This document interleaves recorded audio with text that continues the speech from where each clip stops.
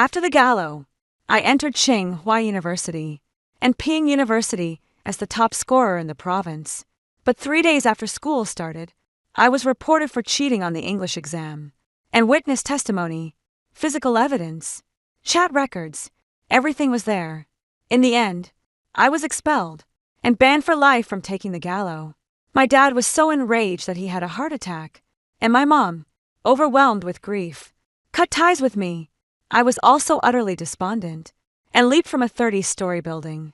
When I opened my eyes again, I had returned to 30 days before the college entrance exam.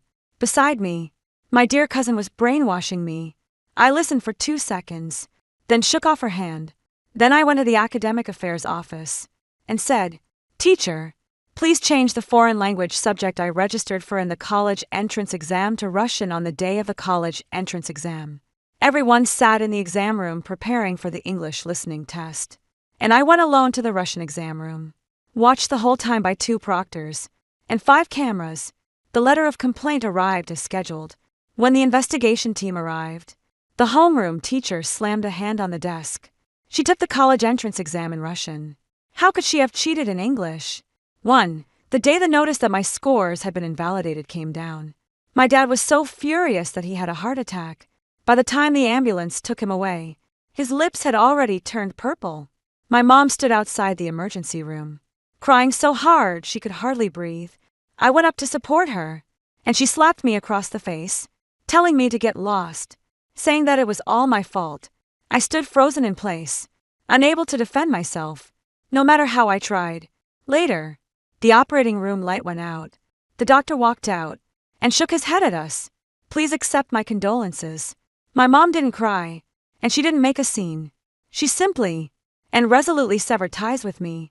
I squatted alone at the entrance of the ICU, unable to even cry out loud. I Swanoa, first in the province, a new student at Tsinghua and Peking University. My future looked incredibly bright. Now it's all over. The person who reported me was Wen Yamian, my cousin on my mother's side.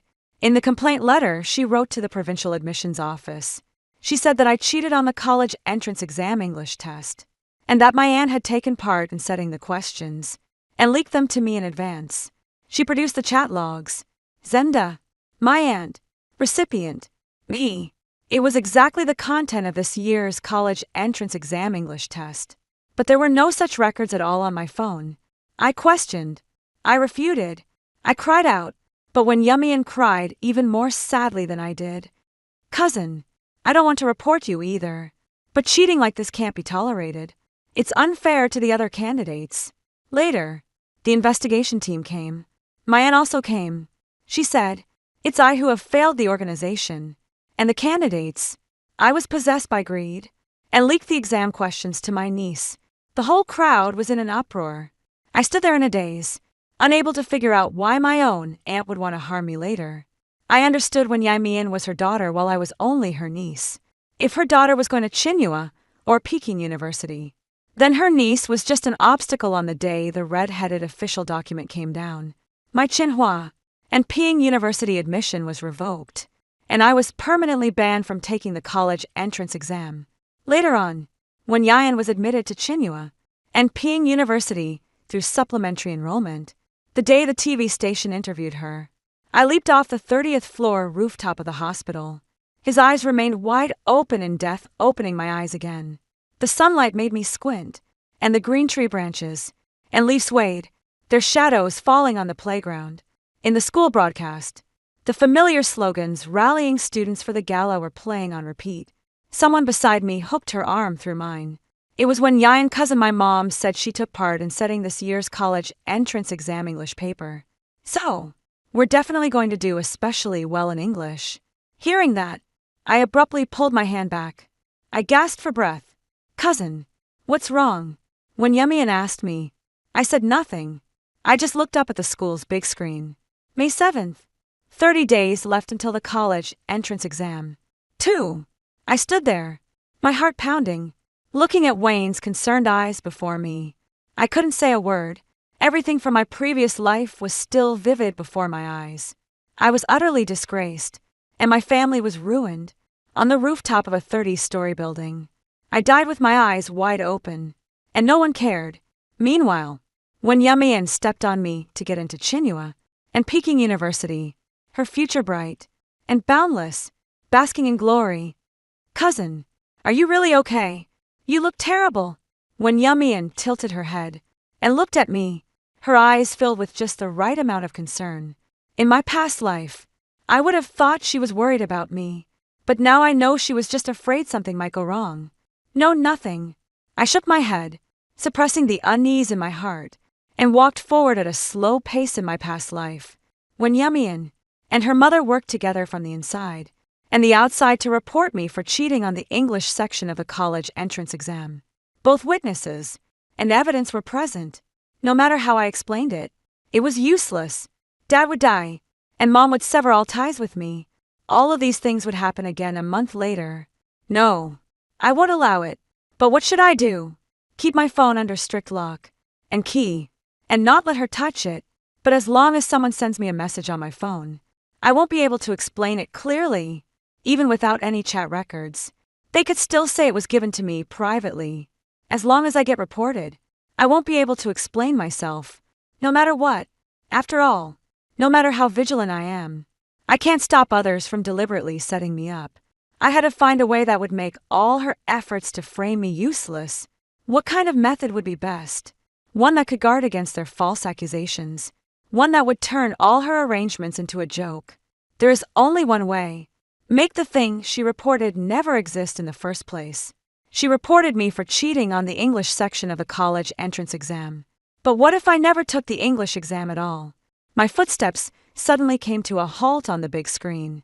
The 30-day countdown was glaringly red. Yesterday, I had just finished registering for the foreign language subject of the college entrance exam. But the teacher said there was still one chance to make revisions, with the deadline being 20 days before the exam. My maternal grandfather was a diplomat and fluent in 5 languages. When I was little, he took care of me at home, playing Russian nursery rhymes every day, teaching me to recite the Russian alphabet, spell words, and read texts. I had a pretty good foundation in Russian compared to Russian. I'm better at English and get a higher score. In my last life, to be absolutely safe, I chose English this lifetime. I regretted it. Cousin, let's go. Class is about to start. When Yumi tied my sleeve, her eyes full of concern. The college entrance examination is almost here. We need to make every second count now. We can't afford to waste time. But I slowly pulled my arm out of her hand. Cousin Vim asked in confusion. I simply said, "Go to class first. I have something to do." "What is it?" she asked me persistently, but I ignored her and turned to walk toward the administration building. I heard her calling out behind me, "Cousin Swainoa." I didn't turn around and ran straight toward the administration building. The academic affairs office was at the far east end of the first floor, and the door was half open. I pushed the door open and went in. The dean of academic affairs was drinking tea. He looked up and saw me stunned for a moment. "What's wrong?" I braced my hands on her desk, trying to keep my voice steady.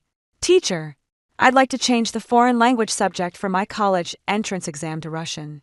325 days before the college entrance exam. After coming out of the academic affairs office, I leaned against the wall in the hallway and let out a long breath. The foreign language subject has been changed to Russian. The application record has already been signed and submitted, and it can no longer be changed in the system." I closed my eyes, and my mind was flooded with memories of the same time in my previous life. I was sitting in the classroom obediently listening to the lesson, believing everything, and guarding against nothing when Yayan sat next to me, calling me cousin one after another, smiling sweeter than anyone else. But it was also her who pushed me into the abyss after the college entrance exam.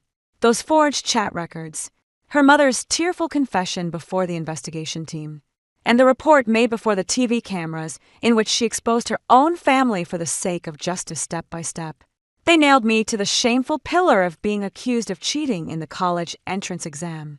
In this lifetime, I won't give her that chance again. She reported me for cheating on the English section of the college entrance examination.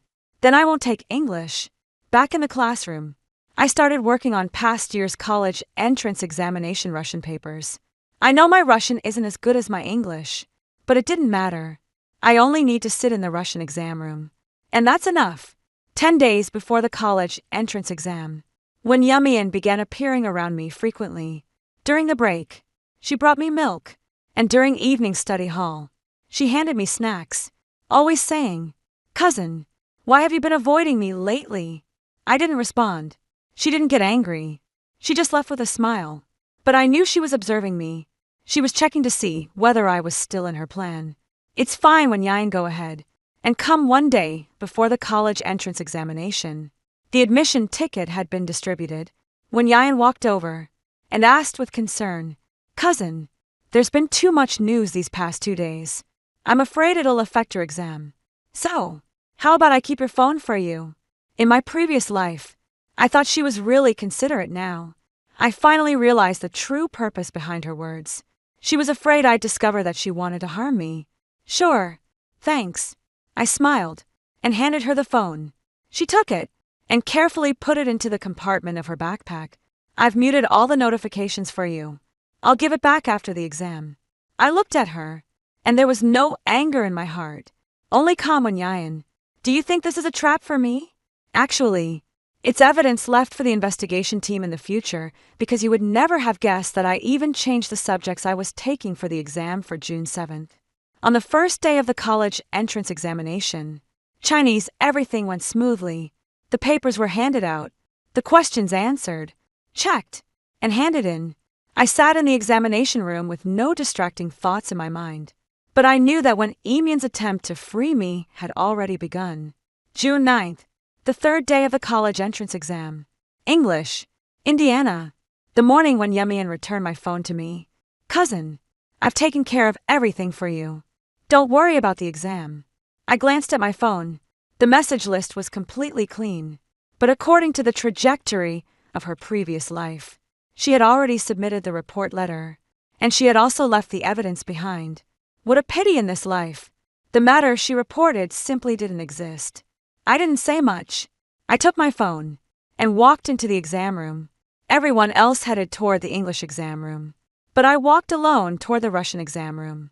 When I pushed the door open and went in, the empty classroom had only 6 desks, spaced 2 m apart, 2 proctors, 5 surveillance cameras. Enough. These are all evidence proving my innocence. The proctor checked my admission ticket, an ID card, then put a check mark next to my name. Suinoa, Russian. Yes, the exam paper was handed out. I held the pen and took a deep breath.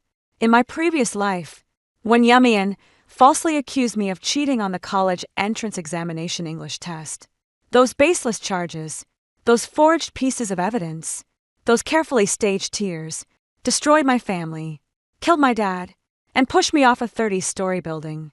And in this life, I am sitting in the Russian language exam room. The application records from the admissions office contain my signature for changing subjects. The surveillance footage from the exam room captured every second of my exam. The invigilator checked my name and seat number. When Yumian, you reported me for cheating on the English exam. But I never even stepped into the English exam room. I'm waiting for the investigation team to come. I'm waiting for you to dig your own grave of 5. After finishing the last exam and walking out, I turned on my phone. The screen lit up. 49 missed calls. 10 from my mom. 13 from my homeroom teacher. And 26. The rest were all unrecognized numbers. The class group chat had already exploded with 999 plus messages. I scrolled up and read a few. "Have you heard? Sue Inua cheated on the college entrance exams English section. Her aunt leaked the questions." No way. Her grades are so good. Good grades don't mean you can't cheat, do they? Maybe she only gets such good grades because she cheated. No wonder she's always been first. It's creepy when you think about it. I looked at these messages without panicking. The same formula. The same taste. It just came a little earlier than in my previous life. In my last life, the rumors only started spreading after I entered Tsinghua and Peking University. This time, right after the college entrance examination, the news was already spreading everywhere. I smiled. I had already figured out the gist of it. When Yain grew anxious, she thought something was off about me. Day student, hiding from her. not even letting her see my admission ticket. She was afraid I might change things, so she let the word out in advance, hoping to pin me down as quickly as possible. Unfortunately, I've never taken English in my life. I put away my phone and headed out of the exam hall. Suddenly, a group of people rushed over. Microphones, cameras, and voice recorders were all shoved right up to my face. "Sway, right? Someone reported that you cheated on the English section of the college entrance exam. Is that true? Did your aunt leave the exam questions to you? Did you cheat to get your top score in the province on the mock exam?" The flashing lights hurt my eyes. The students and parents around them all turned to look, some holding up their phones to record, others whispering to one another. But I only found it amusing. I took Russian on the college entrance exam. So why would I cheat in English? 6. The flashbulbs were still going off, and the reporters froze for a moment. Then someone reacted and shoved the microphone even closer. "Russian. What are you talking about? The report says your aunt participated in setting the English exam for the college entrance examination and leaked the questions to help you cheat." I looked at her and said nothing. Someone beside me tagged me. It was Old Joe, the homeroom teacher. He shielded me behind him and waved at the reporters. "Everyone disperse, please. The student just finished the exam and is not accepting interviews." Then he grabbed me and hurried me out, lowering his voice to ask, "What are you talking about? You signed up for English. Did you change your subject? When did you change it?" 25 days before the college entrance exam. The academic affairs office already signed. Old Joe stopped in his tracks and looked back at me, his expression complicated. He wasn't doubting me. He just knew that this had become troublesome. And sure enough, before we had even walked out of the exam center gate, a black official car pulled up by the roadside. 3 people got out of the car. The middle-aged man leading them flashed his work ID. "Provincial Admissions Examination Institute Investigation Team classmate Sway Nua regarding the report that you cheated on the English section of the college entrance exam. We need you to cooperate with the investigation." Old Joe stood in front of me, trying to explain. "Mr. Joe," I interrupted him, "I'm going with them." The investigation team took me to an office next to the exam site. It wasn't big. A long table, a few chairs, and on the table sat a laptop and a voice recorder, exactly the same as in the previous life. What changed was my mindset. 3 investigators sat opposite me. I sat on the side. The door was open, and people occasionally passed by in the corridor, their footsteps very soft. "Swainua, the man in the lead, pressed the recorder. Someone reported that you cheated on the college entrance examination English test, claiming that your aunt, Wah, a staff member of the provincial admissions office, participated in setting this year's English exam and leaked the test content to you in advance. The reporter provided WeChat chat records as evidence. What do you have to say about this?" I sat up straight and looked into his eyes. "Teacher, I registered for Russian in the college entrance exam." The 3 people across from him all paused at the same time. Russian, one of the female investigators next to him, asked, lowering her head to flip through the file in her hand. "We reviewed your application records, and they show that you applied for English. There is one modification record in the application system. The deadline was 20 days before the exam, and I changed it before the deadline. The Academic Affairs Office has my signed confirmation form. You can verify it." The office fell silent for 2 seconds. The lead investigator glanced at me, picked up his phone, stood up, walked to the window, and made a call. His voice was very low, and I only vaguely caught a few words: Russian, verify, an exam category. The call lasted less than 3 minutes before he came back. His expression had changed. Your application record was indeed modified. He placed the phone on the desk, his voice much calmer now. On June 3rd, the Academic Affairs Office submitted your subject change confirmation form, changing your foreign language subject from English to Russian. The female investigator across from him opened her mouth but said nothing. I nodded. So the report accusing me of cheating on the English section of the college entrance exam is factually invalid from the start, because I never took the English exam at all. The office fell silent again. Someone knocked on the door. It was our homeroom teacher, Old Joe, holding a craft paper envelope, his forehead covered in sweat. He glanced at me and handed the envelope to the investigation team. "This is the duplicate stub of Sui Nua's admission ticket. I took a photo of it. The original is in her own hands. It clearly says here that for the foreign language subject, Russian 7. The investigation team took the envelope, pulled out the photocopy inside, and the three of them passed it around and looked it over. When he looked up at me again, his expression had completely changed. "How did the WeChat chat logs mentioned in the report come about?" the man in front asked me. I slowly exhaled. "I don't know, but those records aren't on my phone. My phone was kept during the college entrance exam period by my cousin. When Yimian, who is also the whistleblower, she said she was afraid outside messages would affect my exam performance, and took the initiative to offer to keep my phone for me." The members of the investigation team exchanged glances.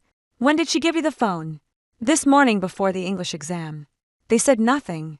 Els took out an evidence bag and had me put the phone inside. I did as he suggested. By the time I came out of the office, it was almost dark.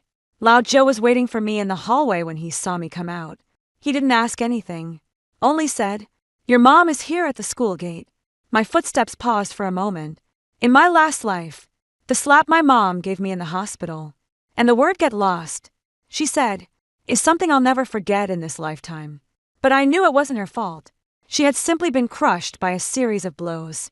When Ian's report letter, my aunt's confession, and the disciplinary notice from Tsinghua and Peking University, my mom was standing by the flower bed at the school gate.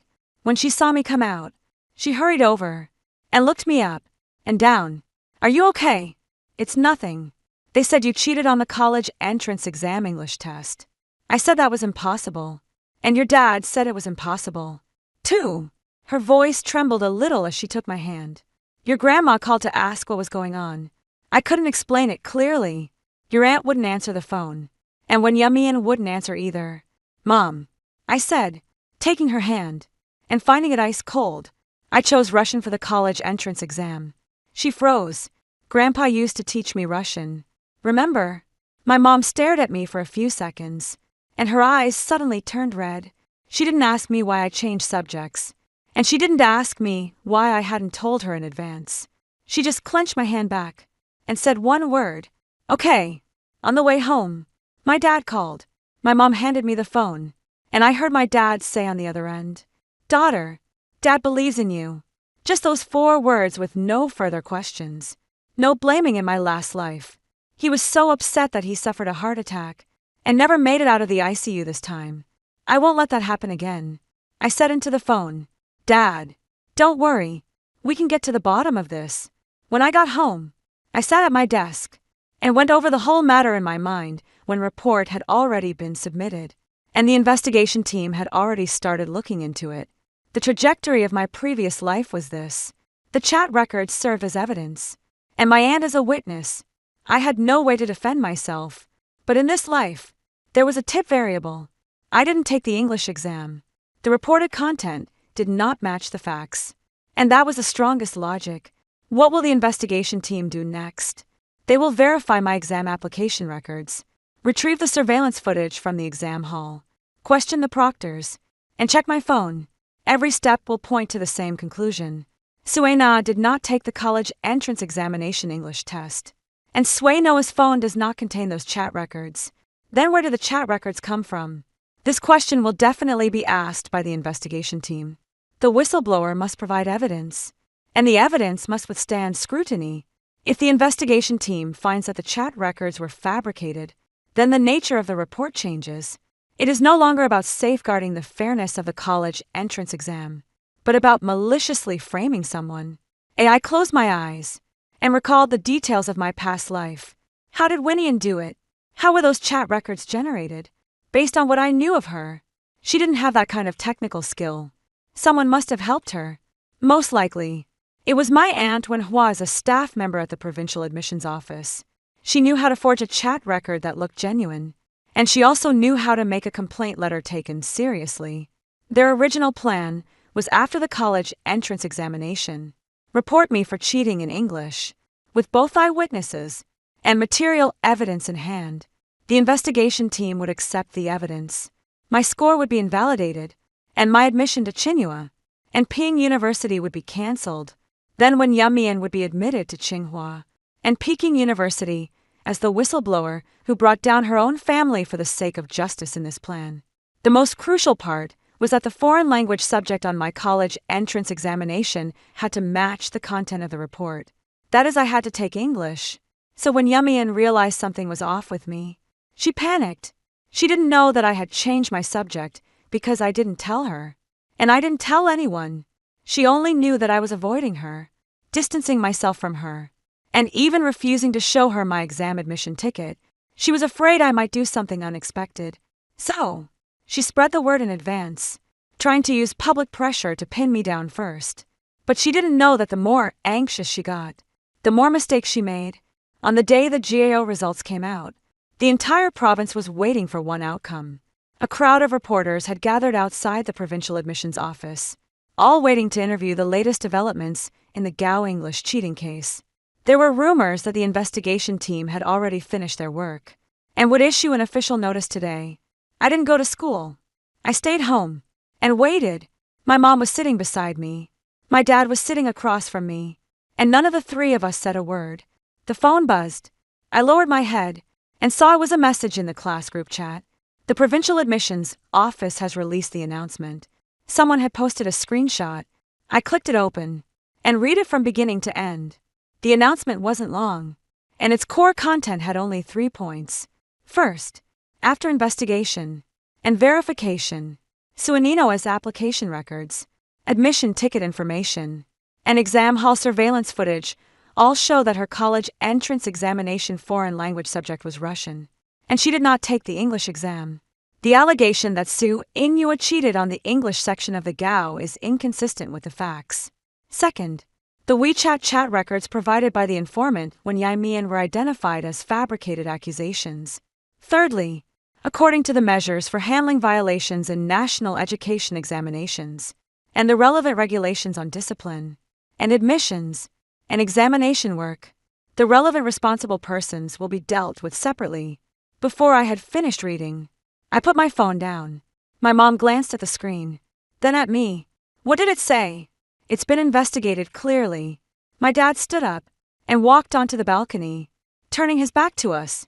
I saw his shoulders shaking when Yamian called. I had already guessed it.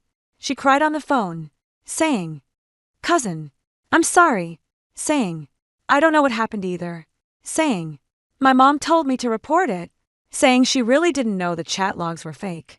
The voice came in fits and starts, crying so hard she could barely catch her breath. I didn't say anything. I listened to her cry for 2 minutes, then hung up. When Yimian's mother, my Aunt Wa, had worked at the provincial admissions office for more than 10 years. She was the person Vimian trusted most, and also the mastermind behind the entire plan, falsifying chat records, writing a report letter, and confessing in front of the investigation team were all orchestrated by her alone. She succeeded in her previous life, but this life she miscalculated a week later, and was suspended and investigated by the provincial admissions office. Another week later, the investigation results came out. The conclusion was when Hua took advantage of his position to forge chat records and instructed his daughter Vimian to maliciously report her niece Sui Nua for cheating on the college entrance examination. It was also found that when Hua's allegation of leaking exam questions was false, the outcome was when Hua was dismissed from public office and transferred to the judicial authorities. When Imean's results in that year's college entrance examination were cancelled, and she was permanently barred from taking the exam. When homeroom teacher Lau called to tell me this, his tone was very calm. After saying all that, he paused for a moment and added, "Suena, your Russian score is out." "How much?" 148.9, first place in the province. No, it should be said the first in history. The highest score ever achieved by a Russian language exam candidate. Lojo chuckled on the other end of the phone. If your grandfather were still alive, he'd definitely be happy. After hanging up, I stood by the window for a long time. My maternal grandfather passed away when I was in middle school. He was a diplomat and spent his whole life moving through various languages. When I was little, he would play me cassette tapes of Russian nursery rhymes. I would babble along with them, and he would sit in the rotan chair, smiling so hard his eyes narrowed into slits. The first sentence he taught me in Russian was roughly language is the key to another world. What he never taught me, though, was that some languages don't need to be learned to be understood. For example, silence, betrayal, and tears. Later, when Yemian sent me a letter, I didn't open it, but my mom did. She said there was only one sentence in the letter.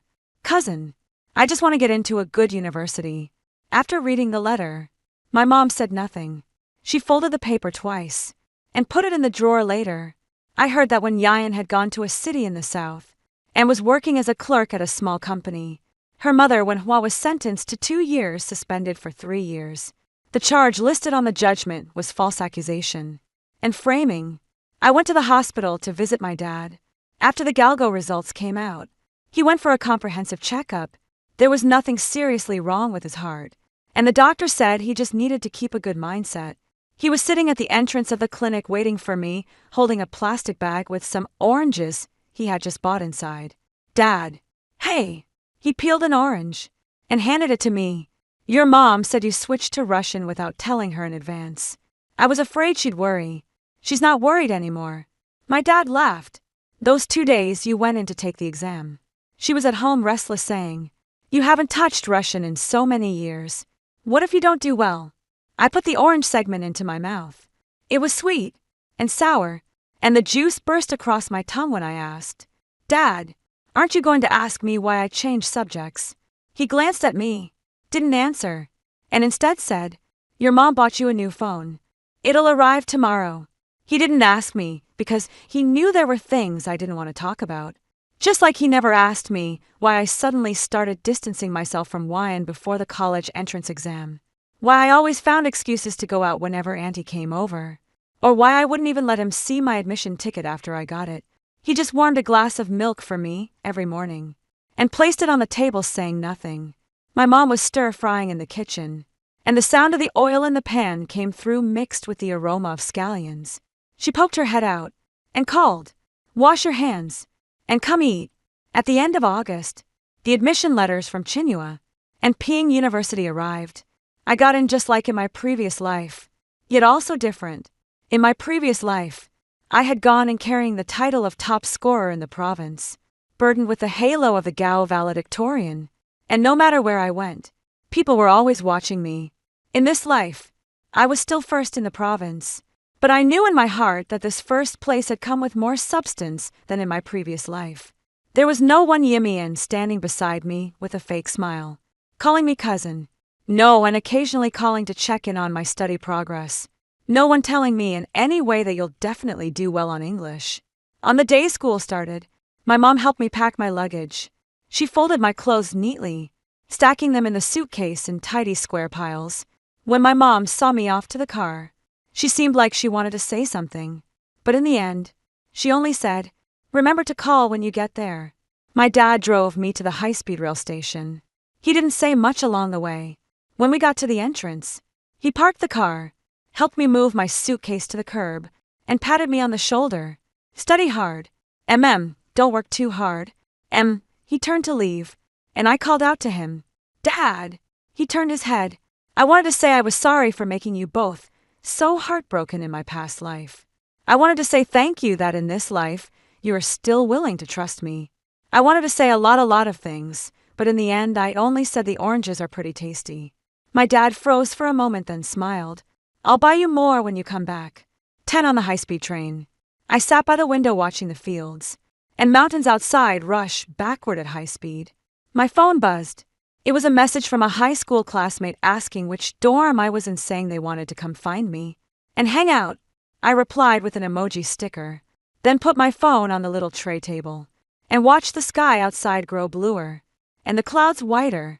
Beijing was here. The Tsinghua Peking campus was bigger than I remembered. I dragged my suitcase down the tree-lined avenue. The plane tree leaves hadn't turned yellow yet, and sunlight slipped through the gaps in the foliage, scattering across the road in patches like shards of gold. When I checked in, the senior student in charge of welcoming freshmen looked at my admission letter, then at me. "You're Swayam, the one who got 148 in Russian." The senior girl gave a thumbs up. "Impressive." I smiled, took the dorm key, thanked her, and headed toward the dormitory building. People behind me were talking about it. Their voices were quiet, but they still drifted into my ears. That's her. The one who was reported for cheating on the college entrance exam. Wasn't it? Already investigated clearly. They took Russian. The person who reported it is really despicable. I didn't turn around and kept walking forward. The dorm was a 4-person room, and when I arrived, there was already one person inside, short hair, wearing glasses, making the bed sheets, saw me come in, jumped down from the bed, and held out her hand. "Hello, my name is Linisha Swainoa. I know you." She smiled. "Top scorer in the province. 148 in Russian." I didn't respond. I set the suitcase down, unzipped it, and started packing. Linisha leaned against the bedpost and looked at me. I saw that announcement from the provincial admissions office. She said it very casually, as if she were talking about what was for lunch in the cafeteria today. My hand paused for a moment. "Don't be nervous." She waved her hand. "I just wanted to say you're pretty amazing after being screwed over like that. You still managed to come first in the whole province." I took my clothes out of the suitcase, folded them one by one, and put them into the wardrobe. "It's not about being amazing." I said I had no choice. Leah said nothing more, and turned back to keep spreading out her bedsheet. Later, we became very good friends. She majored in mathematics, while I studied Russian. She often told me about mathematical theorems I couldn't understand. I didn't understand them, but I would still listen, just like when Grandpa used to play Russian nursery rhymes for me back then. Though I couldn't understand them over time, I learned them anyway. During my 4 years in college, I got up early every day to memorize Russian by the lake, went to the library during breaks to look up materials, and did translation practice in the dorm at night. Lin Shisha said I was working myself too hard, and I said it wasn't overworking. It was a habit. Someone who has once lost everything will never again think time is something that can be wasted. In my junior year, our department had one exchange spot to Moscow University. I applied for it and got it. That year in Moscow, I stood in Red Square looking at the onion domes of St. Basil's Cathedral and thought of my grandfather when he was young. He had been here before and taken a photo, black and white, standing in front of the cathedral, smiling with his 2 fangs showing. I chatted in Russian with an old woman by the roadside. She asked where I was from, and I said China. She nodded and said China was a good place. Her granddaughter worked in Shanghai. I said yes, China is very good, and Russian is very good too. The old lady smiled and said that it was rare for Chinese people to speak Russian so authentically. I said I had a grandfather who was a diplomat, and he taught me when I was little. The old lady said that your grandfather must be very proud of you. I smiled but said nothing after returning to China. I enrolled in a graduate program at the Ministry of Foreign Affairs, and later was assigned to the Eastern Europe Department. The first time I walked into the Ministry of Foreign Affairs building, my reflection shone on the marble floor. The corridor was long, and world maps hung on the walls. The senior colleague showing me around said that the work here was very busy, but also very interesting. I said I wasn't afraid of being busy. The senior looked at me, smiled later. On one occasion, I met an old leader from the provincial admissions office at a diplomatic event. He is now retired and has been rehired as a consultant. When he saw my name, he froze for a moment and said, "You're that child back then?" I said, "Yes," he sighed. "We also bear responsibility for what happened back then. Although the investigation cleared things up, the harm done to you during the process has already been caused." I said, "It's in the past." He looked at me silently for a moment, then said, "Do you know about what happened to your aunt back then?" I nodded. "After she came out, she went south and lived with Wyan. I heard she wasn't doing very well, and her health wasn't good either." I said nothing. He patted me on the shoulder and turned to leave. That night I went home. My dad was watching TV in the living room, and my mom was making dumplings in the kitchen. I changed my shoes, washed my hands, walked into the kitchen, and stood next to my mom watching her roll out dumpling wrappers. "Mom, when Yimian hasn't been doing too well." My mom's hands paused for a moment as she rolled out the dough. Then she kept going. "Don't talk about this while we're eating," she said. I gave a quiet and didn't bring it up again. When the dumplings were done, my dad shouted from the living room, "Dinner's ready." in a loud voice that even made the dog next door bark twice. My mom brought the dumplings to the table, and my dad picked one up. It was so hot he creased, blowing on it as he said, "The dumplings your mom makes are the best in the world." I said, "What about my Russian?" My dad glanced at me and said earnestly, "Your Russian is also the best in the world." My mom rolled her eyes. Two shameless people. Then he picked up a dumpling himself, took a bite, and smiled. The phone lit up. It was a message from Linisha saying that she had been recommended for graduate school, and asking when I'd be back in Beijing to treat her to a meal. I replied, "Okay." She asked again, "When are you actually coming back to treat me to a meal?" I thought for a moment, typed a few words, and sent them over. "It'll be over soon." Then I put down my phone, walked into the kitchen, took the bowls and chopsticks from my mom, and sat them on the table. The sky outside was blue, and the clouds were white. It was exactly the same as the sky I saw standing outside the exam hall after the college entrance exam that year. But this time, no one came rushing over with a microphone. Only my mom was taking off her apron, and my dad was turning off the TV. 3 people, 1 table, 3 bowls of congee. An ordinary day, an ordinary meal. But for me, this is the best ending. Last time I jumped from the 30th floor, and there was no tomorrow. This time I have a tomorrow, and I have many, many tomorrows. I won't waste a single one of them anymore. After hearing the first story above, what are your thoughts? Feel free to share your opinions in the comments section. Next, there is another similar story. Let's continue to see. My desk mate was being bullied. I gathered evidence under pressure and sent the bully to the police station. My desk mate then turned around and issued a letter of forgiveness for the bully. As a result, the bully directed all their anger at me. I was cornered in an alley by a group of people and beaten to death. After being reborn, my desk mate tearfully told me about being bullied, and I said to her with a smile, "I've heard that boys at this age express their affection by bullying the person they like. Could it be that he likes you otherwise? Why would he only bully you?" Her face instantly flushed red to the tips of her ears. "Yes, that's right. Trashy men and cheap women deserve to be locked together forever." I turned on the faucet, cooped my hands to catch some water, and splashed it forcefully onto my face. The icy cold tap water sent a shiver through me. But I laughed out loud. I'm not dreaming. Just moments ago, I was reborn. I turned off the faucet, wiped the water off my face haphazardly, and left the bathroom.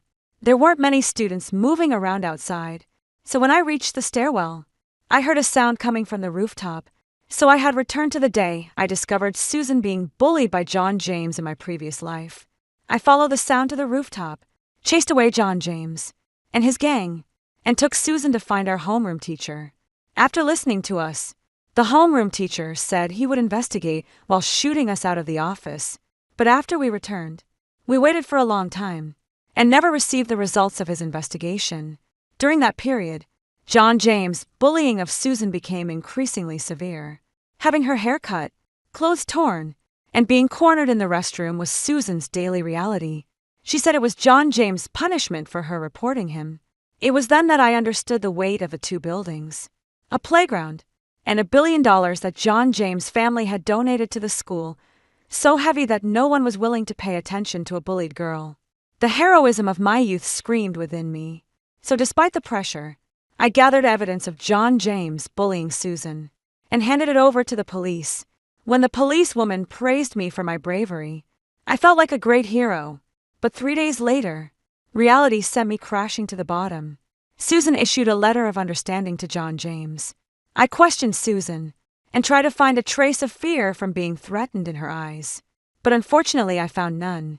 She told me with a kind expression that John James was still a minor, and that we shouldn't let his life be tarnished. I suddenly felt a deep sense of helplessness, and the anger that was about to burst out ultimately turned into a bitter smile. The night I came out of the police station, John James called a few of his buddies and cornered me in a deserted alley. I curled up in the corner, countless punches and kicks raining down on me. My life ended on this dark night. This was the price I paid for helping Susan. I can still feel the utter despair I felt right before my death. Clearly, I wasn't the one who did anything wrong. So, Why was I the one who ended up dead? So, when I found myself standing at the stairwell corner once again, I didn't hesitate and chose to head straight to the classroom. I must cherish the second chance given to me by fate, study hard, get into the university of my dreams, and live my life to the fullest. Susan entered the classroom just as the class bell rang. I glanced at her. Her hair was slightly disheveled, the right side of her face was swollen and red, and there was a faint smell of cigarette smoke on her uniform. It was a bit unpleasant. I instinctively moved a little farther away from her, then opened my textbook and focused on the teacher's lecture.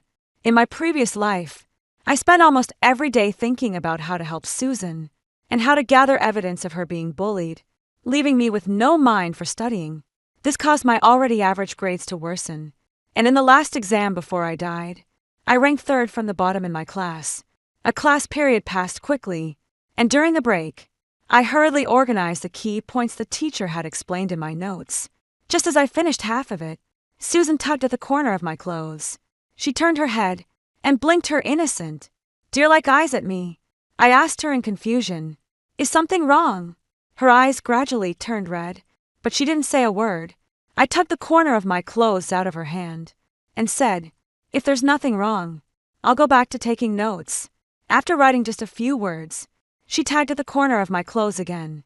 I ignored her and continued focusing on organizing the key points.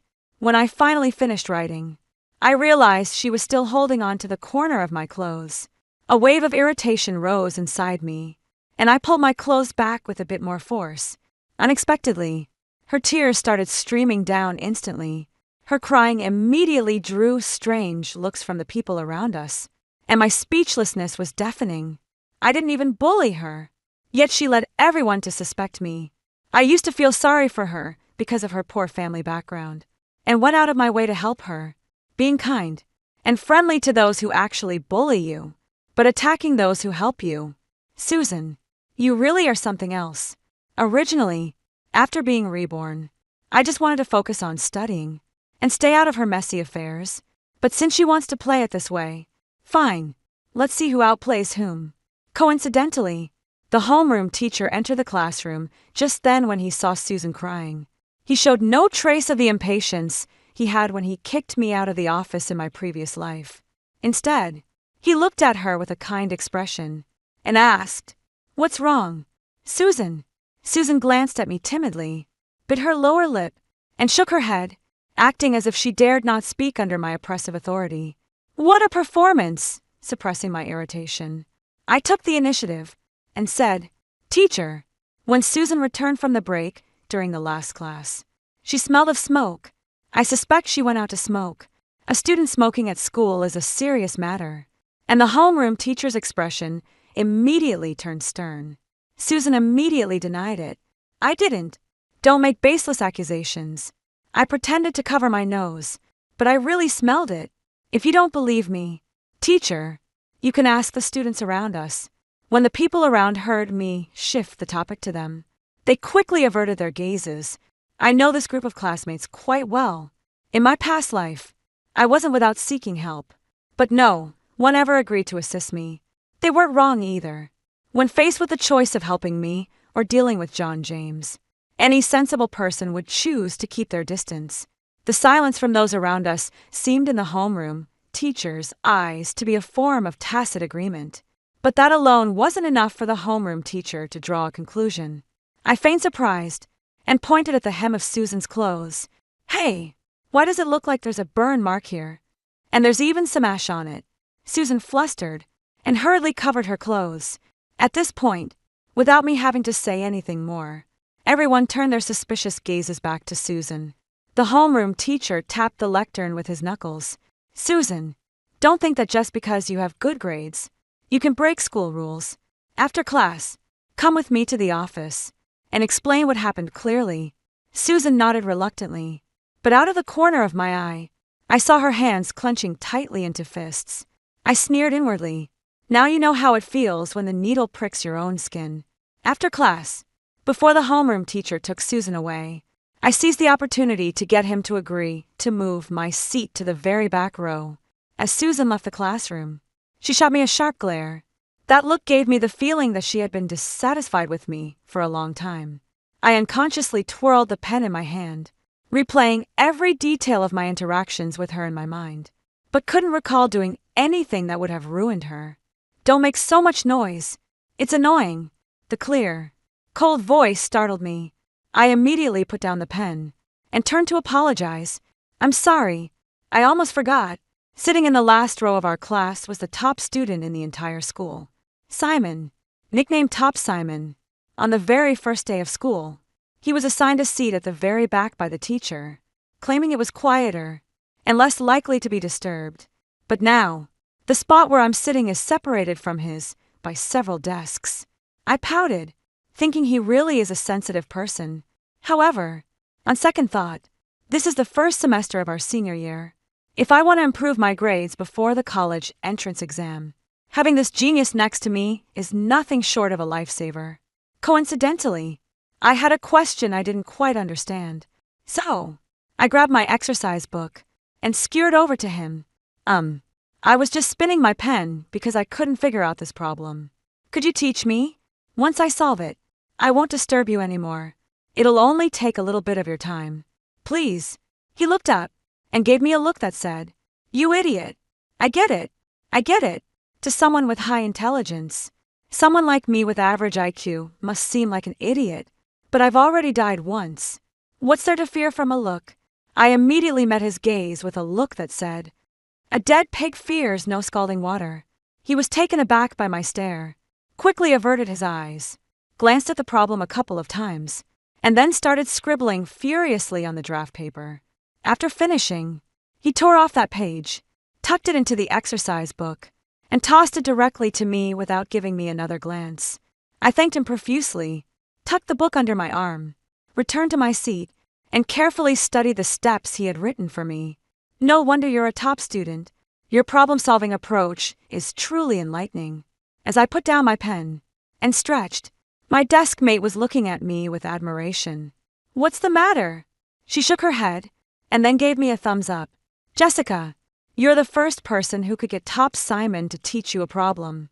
"Huh," her desk mate explained. "No one can stand his gaze. You're the first. Just be a bit thick-skinned. Actually, he's really nice. The method he wrote for me is easy to understand, and perfect for someone like me who isn't too smart. Do you want to take a look?" "Too." They both nodded vigorously. I handed Simon's draft over to them, and they took it back like it was a treasure to study. After stretching comfortably, I saw Susan, who had just entered the classroom. Her eyes were red and swollen, clearly from crying heavily. She must have been scolded pretty harshly by the homeroom teacher. Her gaze at me became even sharper. Is she blaming me again? In response, I shrugged at her. Actually, when I mentioned her smoking, she could have publicly brought up the fact that John James was bullying her. Compared to her smoking, the latter would have been much more convincing. In my previous life, I was the one who dragged her to see the homeroom teacher. This time, I didn't go, and she didn't say anything either. Did she never intend to tell the teacher about this from the very beginning? But what benefit could she possibly gain from hiding the fact that she was bullied from John James? I tapped my head and thought, forget it. There's no point in overthinking it. It's hard to understand people with twisted values. Anyway, the first day after my rebirth was incredibly fulfilling.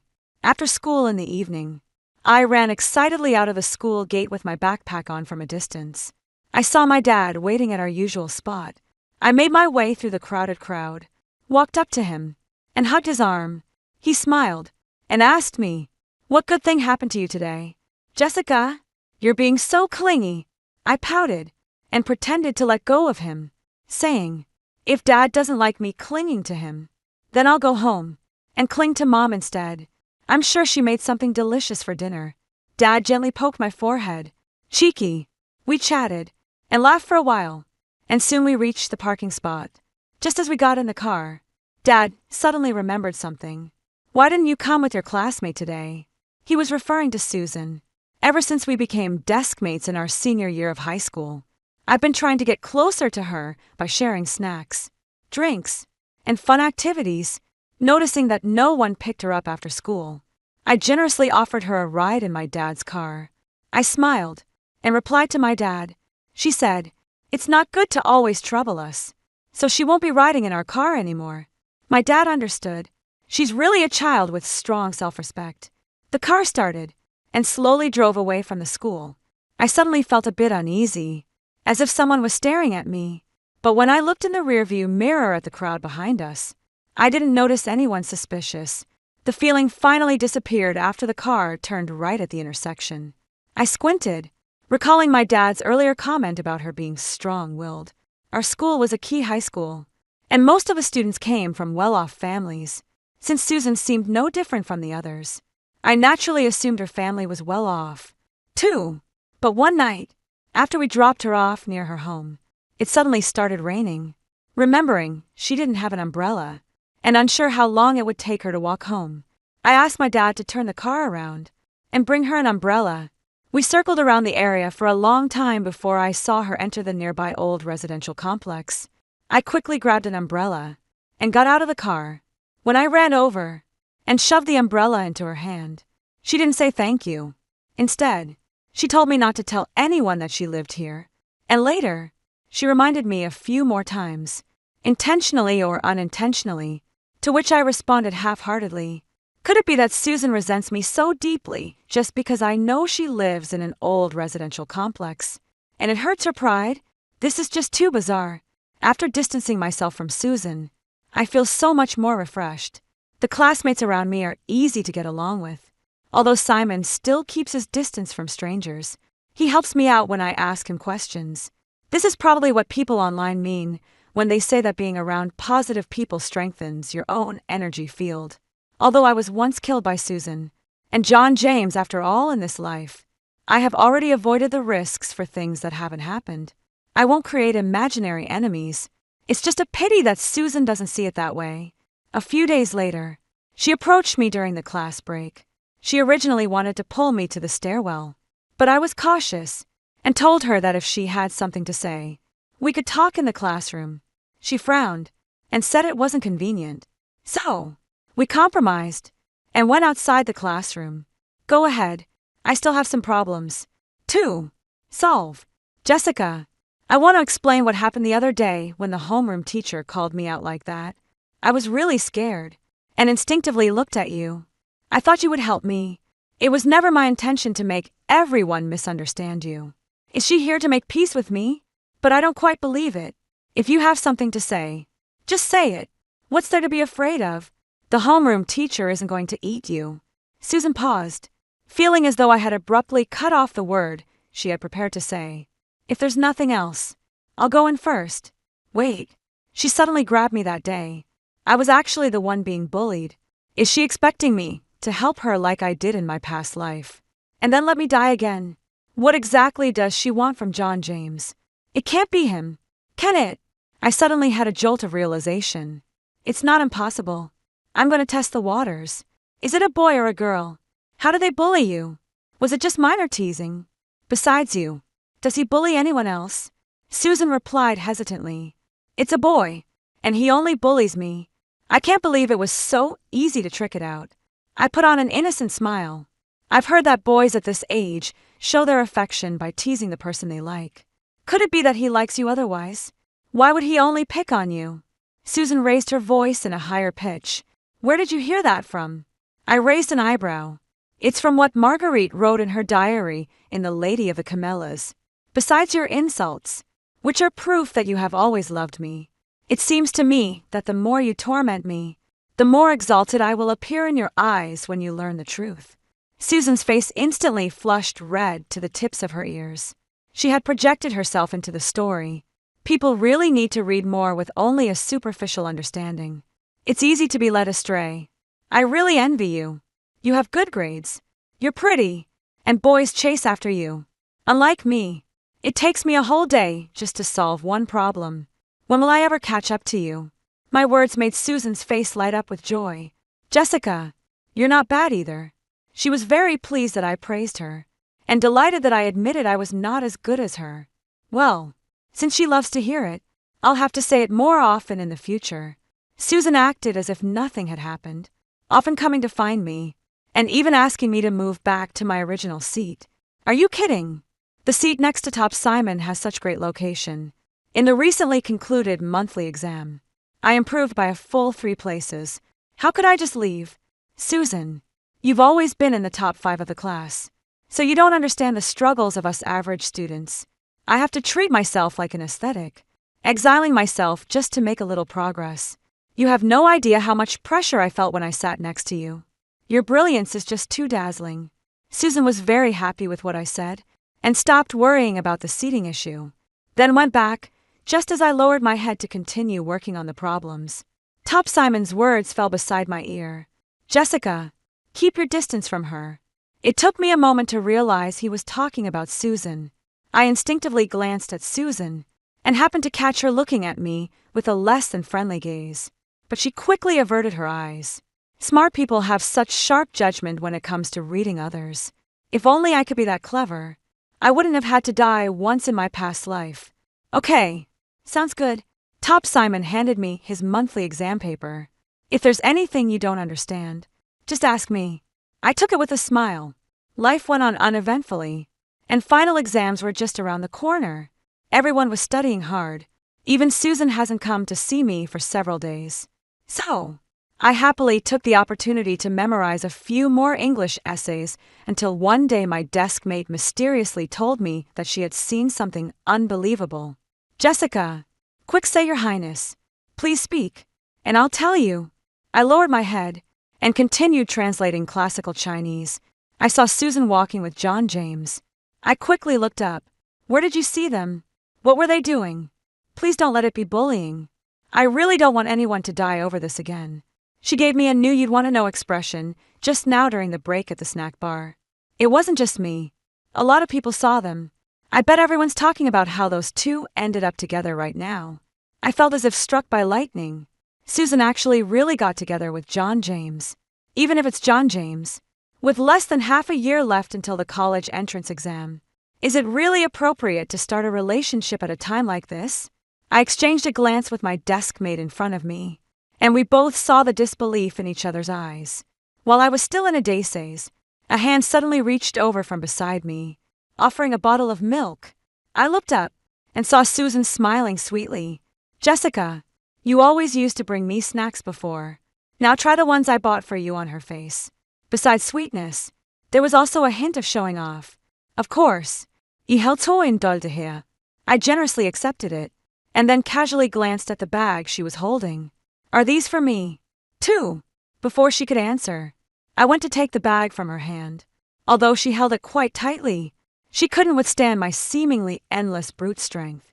In no time, the bag was in my hands. Susan, you're so kind. These are all my favorites. Thank you. The smile on her face was barely holding up.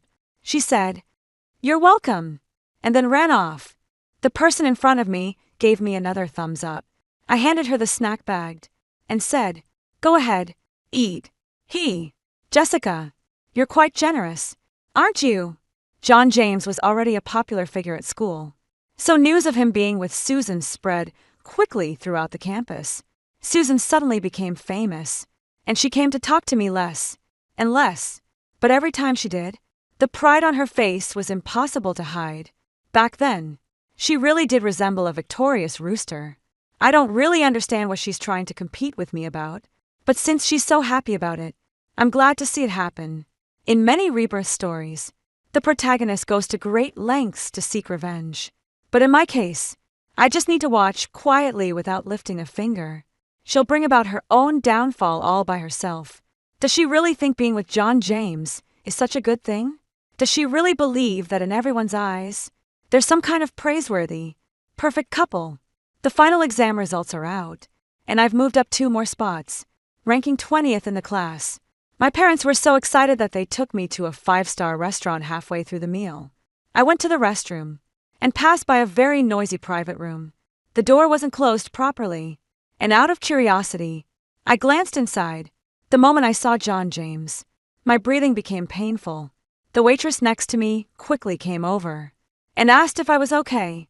I shook my head and leaned against the wall with her support.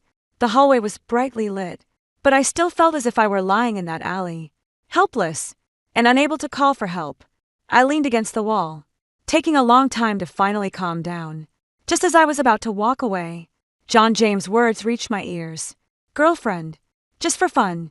She came on to me herself. Why not take advantage? Besides, she's not battle-looking. How did she come on to me? I was smoking on the rooftop when she suddenly ran over and started lecturing me, saying students shouldn't smoke. I couldn't stand it, so I slapped her. Later, I teased her a few more times, and unexpectedly, she ended up confessing to me. I didn't agree at first, but she came up and hugged and kissed me. I couldn't resist. You know, besides, she has a pretty face and a great figure, so I'm not losing out in any case. I clenched my fists tightly. So, from the very beginning, it was Susan who actively approached John James in my previous life. She knew I misunderstood but didn't explain. Instead, going along with it until the situation became irreparable for John James. Only then did she finally step forward and present the letter of understanding that sealed my fate but saved John James. That way, she could use the favor of saving his life to gain benefits from John James. There was never any bullying. It was all her playing tricks from start to finish. But why did she have to drag me down with her when she was the one acting shamelessly? But now that she's my girlfriend, if someone bullies her, I have to pay them back. Someone nearby teased. Who would dare bully our sister-in-law? There's a woman. I think her name is Jessica. The reason I called everyone here today is to ask for a favor. Find some time to teach this person a lesson. The scheming in the private room continued, and I was already boiling with rage. I never knew, whether in my past life or now, that Susan wished for my death. And there I was, smiling, and thinking that staying away from her would be enough. I really have to laugh at my own foolishness. The AI spirit is fully embodied in me. Even though I'm slow, I've come to understand many things. Susan is jealous of me. She excels academically and is also beautiful, so she feels superior to me. But when she found out that my family lived in a large apartment in the city center, she learned that unless my dad was on a business trip or too busy to get away, he would pick me up from school every evening. She learned that my mom carefully prepared 3 meals a day for me and often made snacks for me to take to school. She began to realize that I had much more than she did. So, she wants to latch onto John James, this powerful support to mend her shaky sense of superiority over me. It could even elevate her status overnight.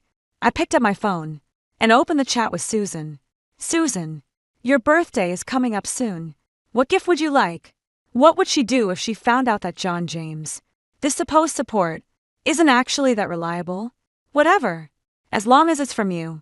I'll like it. Really. When I give it to you, then you better not dislike it. During the winter break, I've been working hard to improve my grades. Seeing how hard I've been studying, my dad said he pulled some strings to find me a top student tutor. I happily gave him a hug, but when I saw that he had found Simon for me, I couldn't quite keep smiling. Simon dutifully took out the final exam paper to explain the questions to me, but I stopped him immediately. Did your family go bankrupt? Are you tutoring to pay off debts?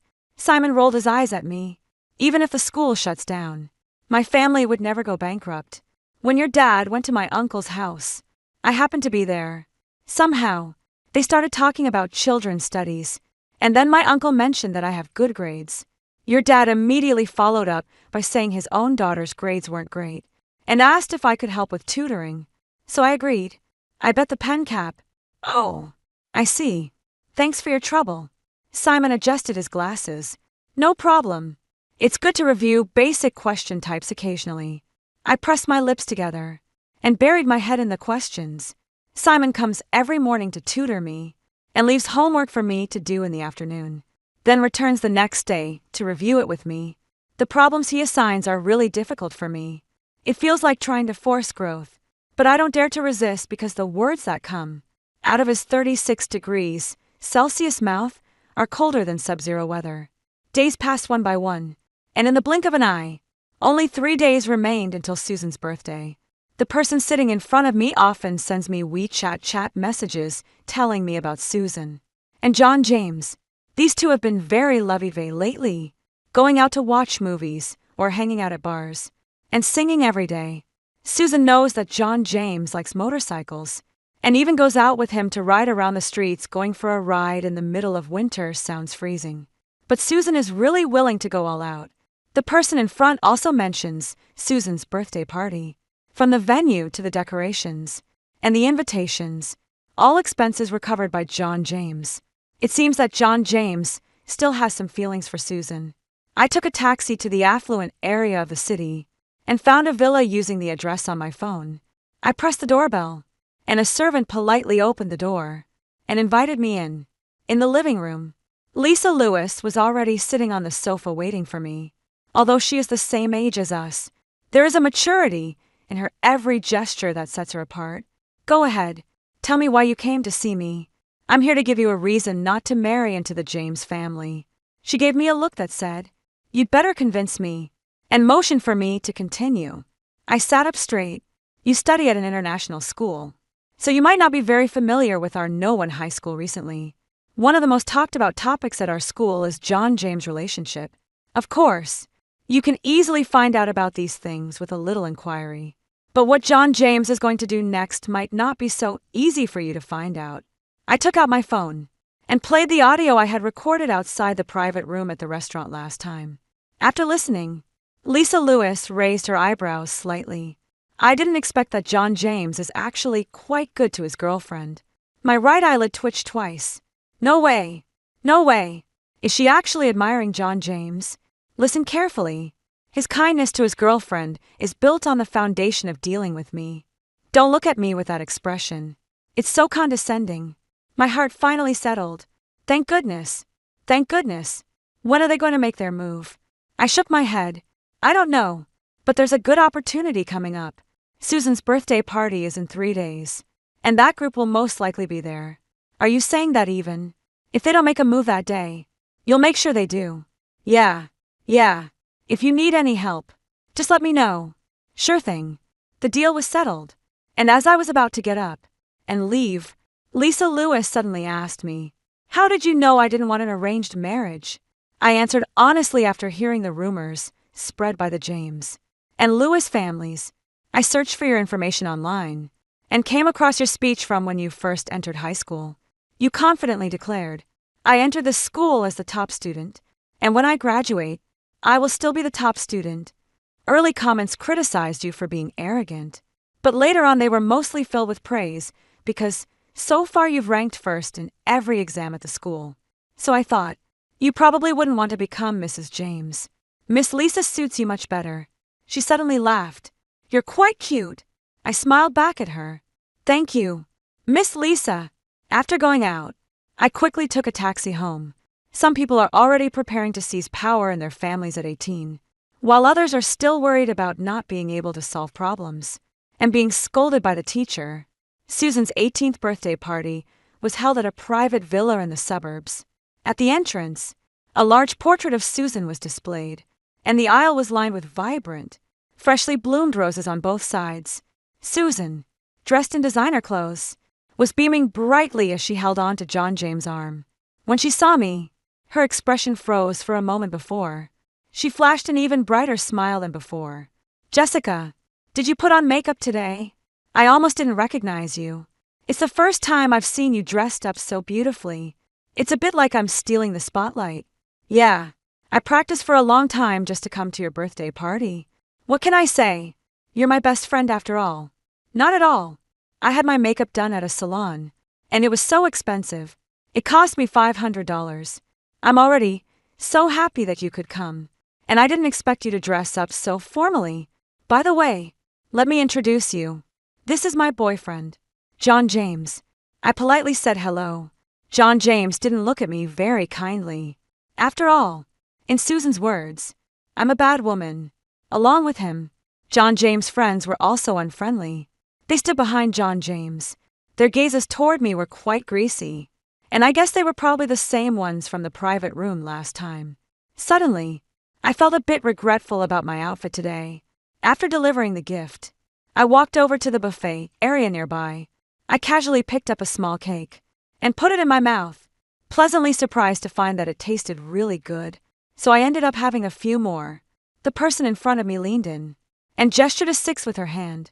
I heard John James spent this much on the birthday party. I widened my eyes and covered my mouth. It wasn't out of shock, but rather a bit of pity. That 6-figure sum was probably going to go to waste. As night fell slowly, the villa was brightly lit. The moment the fireworks exploded in the sky, the atmosphere reached its peak. John James opened a bottle of champagne, and the wine mixed with foam splashed onto the crowd. Then someone opened a second bottle, a third. It was such a wild celebration that even I, who had been hiding in the corner, ended up with drops of wine on me. After eating another small cake, someone handed me a glass of wine, his eyebrows raised to quench your thirst.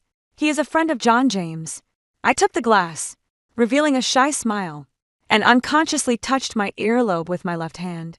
The next second, I exclaimed in surprise, "My earring is gone!" I bent down with my glass, searching the floor by the light, but unfortunately, I couldn't find it. After looking all around, I looked pitifully at my friend John James. What should I do? This is a custom-made earring my mom specially commissioned from a master. It's one of a kind in the world. My expression stirred some hormones in him. "Don't worry, I'll help you look for it." After saying that, he also bent down and began searching the floor. I crouched down and slowly lifted the tablecloth. Inside the table's hidden compartment was another glass of wine I had prepared earlier. As I lifted the tablecloth halfway, Susan's voice sounded behind me. "Jessica, what are you doing?" Had she discovered it? My heart leaped into my throat, and for a moment, I forgot to breathe. Cold sweat beat on my forehead. To calm myself, I gripped the tablecloth tightly in my hand, not letting go for a long while. Perhaps sensing that something was wrong with me, Susan walked over to my side. She reached out her hand to me, and there in her palm lay my earring. "Jessica, were you looking for this?" My body tensed up, my heart feeling as if it were being squeezed by someone. Fear gripped me so intensely that I nearly convulsed. I clearly put the earring in my coat pocket, so why is it in her hand? Does she know what I'm planning to do tonight? No, it can't be. I prepared everything in secret. There's no way she could know. I straightened up silently, trembling as I took back the earring, and held it to my chest. Finally found it. John James' friend chimed in at the right moment. "Sis, where did you find it? We've been looking for it for a long time." Susan smiled. "I just saw it in the changing room, and immediately brought it over.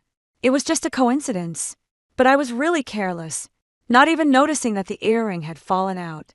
I slowly let out a sigh. "Thank you, Susan." Before I could relax my tense body, Susan noticed the glass in my hand. "What's this drink?" Her eyes darted between me and John James' friend, a teasing look brimming in them. John James' friend wore a playful smile. "I bought it." Susan looked somewhat disappointed, but her words were full of malice. "But the drink hasn't been touched at all. Jessica, he's John James' friend. Could you do me a favor?" The gazes of the two were fixed on me like venomous snakes, and my hand holding the wine glass tightened unconsciously. But at the same time, I also breathed a sigh of relief. Lisa Lewis found the friend who was with John James at the hotel that day. She had someone approach one of them and gave him some advice on how to make girls comply obediently. That person took it to heart and put it into action. Originally, I wasn't sure if something had been slipped into the wine in my hand. I had planned to switch the drink, pretend to be too drunk after drinking it, and go back to the room with John James' friend. Only then can I send them all in at once. But now Susan is forcing me to drink this wine in a teasing tone, and I'm almost certain there's something in it. There's no need for me to keep up the act any longer. I moved closer to the window, making sure the people outside could clearly see me tucking my hair behind my ear. This is the signal. Then, I gently swirled the glass and smiled at them, saying, "Sorry, I took some cephalosporin today, so I can't drink." Susan didn't say anything, but John James' friend's face immediately fell. To be honest, I was still a bit afraid of him. After all, he might have been one of the people who killed me in my past life. That ally was too dark. Aside from recognizing John James' voice, I couldn't even see the faces of the others. But I can only force myself to calm down now. Unlike in my previous life, someone will come to rescue me soon, so I have to hold on. John James walked over to me. "Are you really going to disrespect me like this?" I didn't hold back. How could I? You've surely heard that mixing cephalosporin with alcohol can be fatal. Besides, no matter what, I'm your sister-in-law's good friend. Is this how you treat me? Susan scolded me. Jessica, you're really something. If you didn't want to drink, you should have just said so. He's not a stingy person. There's no need to make up such an excuse. I raised an eyebrow. You don't believe me? Do I really have to take a sip for you to be convinced? The wine rippled gently. They were about to say more, but I slowly brought the glass to my lips and asked pitifully, "Do you really want me to drink?" As the wine glass neared my lips, a flicker of excitement flashed in Susan's eyes. Just then, the villa's front door burst open with a loud crash, and a group of heavily armed SWAT officers stormed in. "Everyone, stand still. Don't move." Susan's expression instantly froze on her face. The villa fell into complete silence. After all, these were just students who had barely reached adulthood, no matter how wealthy their families were. None of them had ever witnessed a scene like this. After searching the area, the SWAT team seemed to find nothing of interest. Then, some of them started packing the alcohol into boxes, whether the bottles were opened or unopened. They were all collected, including the one in my hand. Even the glass was taken away. I finally breathed a sigh of relief, not in vain for having held the cup in my hand the whole time, afraid it might spill or tip over.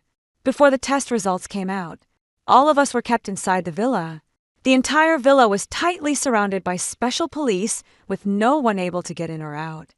As the night grew deeper, the person in front of me couldn't hold on any longer and began to doze off, leaning on my shoulder. I looked around. Most people were angry but didn't dare to speak out. Who would have thought that attending a birthday party would lead to a raid by special police? The birthday girl, Susan, was snuggled in John James' arms, but he seemed a bit distracted. He had every reason to worry. The villa belonged to him. The decoration contract was signed by him, and the drinks were brought by him. Essentially, if anything went wrong here, he would be held fully responsible. Moreover, he was well aware that his friend had brought in contraband, and even knew what it was intended for. Those private goods could get the police to arrest them all, so whatever punishment he receives is well deserved. I don't know how much time had passed, but finally someone opened the main door. Following the special police officers were everyone's parents. The tears of the girl in front of me instantly streamed down her face as she stumbled toward her parents. It was never my intention to involve innocent people, but what's even more unforgivable are the masterminds behind this incident. I was the last one to come out, although I had informed my parents in advance. They still looked deeply worried, with faint dark circles under their eyes. They probably hadn't slept all night. As soon as they saw me, they rushed over and asked if I was okay. I gently held my mother's trembling hand. "Mom, I'm fine." She held me tightly in her arms. "It's good that you're okay. It's good that you're okay." I hugged my mother back, and then I saw Simon standing behind her. My heart skipped a beat. Did he really come all the way here to check my homework? Mom seems to have remembered Simon, too. She let go of me. Simon came very early today, when the police notified us. He came with us. I apologized to him sheepishly. "I haven't done yesterday's homework yet." "It's okay. Go back and rest first." Simon's expression was serious, not like he was joking. But he was right. I hadn't slept all night, and in such a lethargic state, I couldn't possibly attend class before leaving. I glanced back and happened to meet Susan's gaze from inside the door. Resentment, unwillingness, and confusion were all mixed in her eyes. Ismail turned around and walked out with my arms linked with my parents behind. The villa's door slammed shut with a thud. From this moment on, everyone who threatens my life will rot in prison. John James was released on bail. Unexpected, yet it made sense. He shifted all the blame onto Susan. James' family, true to their business-minded nature, didn't confront Susan directly, but went straight to her family. The terms set by James' family were impossible for the Smiths to refuse, so whether Susan was willing or not, she had no choice but to sign her name. On the day Susan was taken away, the Smith family moved into the most popular residential complex in the city. On the same day, John James was released from the detention center and was sent abroad on a flight arranged by the James family on the Lewis family side. They abandoned the idea of forming a marriage alliance with the James family. And Lisa Lewis took the opportunity to secure a major project. From the James family, it seemed that everyone except Susan benefited from the situation. I received a call from Susan wanting to see me, but I refused without a second thought. Why go see her? To listen to her talk about how miserable her past life was, and how she had no choice but to harm me. Then why didn't she harm John James? His circumstances are far better than mine. Or should I go listen to her confession, saying she regrets being jealous of me, and ended up falling into an abyss? But I didn't come back to life just to hear her say I'm sorry. She seemed unwilling to give up, and even sent me a letter. When I saw the sender's name, I immediately threw it into the trash on New Year's Eve. The three of us sat in the living room, keeping vigil for the new year. On the previous New Year's Eve, I was crouched in the alley, gazing at the distant lights of countless homes. At that time, I was still complaining, wondering why not a single ray of light could reach me. Fortunately, I pulled myself out of the mirror. A warm house, bright lights, dear family. I have everything I need. In the blink of an eye, the new semester began. In the placement test at the start of the semester, I made significant progress, proving that Simon's efforts to pull up the seedlings were not in vain. At the 100-day pledge rally for the college entrance exam, the teacher asked everyone to write down their desired universities, seal them in envelopes, and place them in the safe at the back of the classroom. I earnestly wrote D City University of Political Science and Law, Faculty of Law, with my current ranking in the top 10 of the class. If I push myself, I can definitely get in. To be honest, I'm not doing too badly. After all, I'm a student in the advanced class of a key high school. Time flew by as I immersed myself in studying, forgetting to eat and sleep in the blink of an eye. The day of the college entrance exam arrived. My mother wore a cheongsam and came to see me off with a sunflower in her arms. My father remained silent the whole way, only telling me to stay calm before I entered the exam hall. I gave each of them a hug, then turned and walked toward the exam hall. Wait for my good news. I got into my dream school with a score 20 points above the cutoff line. My parents were very supportive of my choice. They have always supported me, working hard to create good living conditions for me and shielding me from hardships. Simon received a full scholarship to Stanford, while Lisa Lewis, who originally planned to study abroad, chose Q University. It's not hard to understand why she made such a choice. If she didn't stay in the country, she wouldn't be able to take care of the Lewis family. However, she was a bit curious about why I was studying law. I smiled and told her, in the future, you'll be responsible for taking over the James family, and I'll be responsible for sending all the James family members to prison. We looked at each other and smiled. 6 years later, at the customs of J City International Airport, I approached John James, who had just passed through, and presented the arrest warrant. I am Jessica, a prosecutor from J City People's Procurator.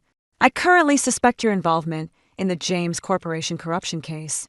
Please come with us. After hearing the second story above, what are your thoughts? Feel free to share your opinions in the comment section.